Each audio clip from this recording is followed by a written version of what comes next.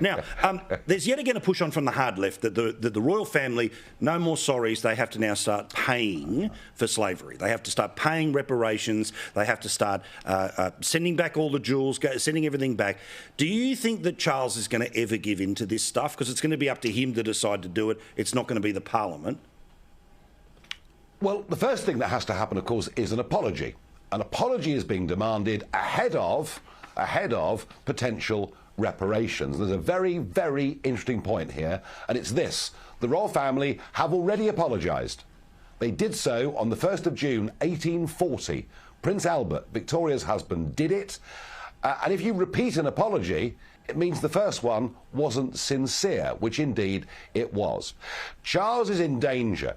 He's in danger of appeasing the mob that hate the monarchy anyway, and in so doing, potentially alienating those that support the monarchy. History is history. It cannot be changed. And Prince Albert was very clear in that speech that we were the first country to abolish slavery. We abolished it in 1834 across the whole of the British Empire.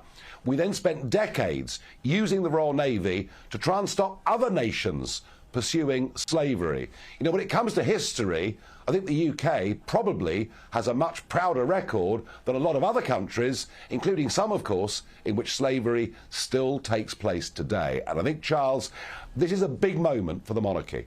If he gives in on this, then I think he's going down a very slippery slope. I apologise, mate. I'm jumping into where the little breaths are there, but sometimes you're in the middle of a sentence, so I apologise for that.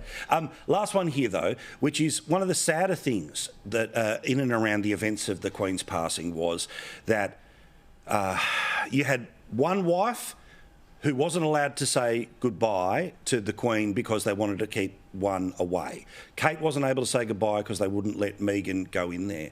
That's heartbreaking for Kate, isn't it? Yes, I think it will be, and I think it's very well known that she was not only loved and respected by the Queen, but they were incredibly close, and it must have been quite a thing for her to bear.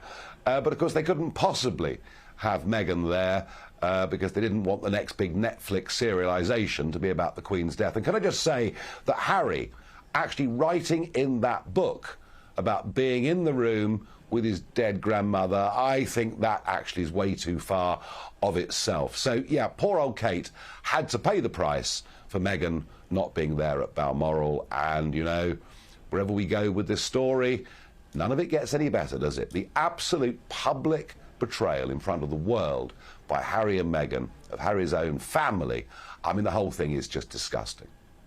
I'm with you completely. Thank you so much, Nigel.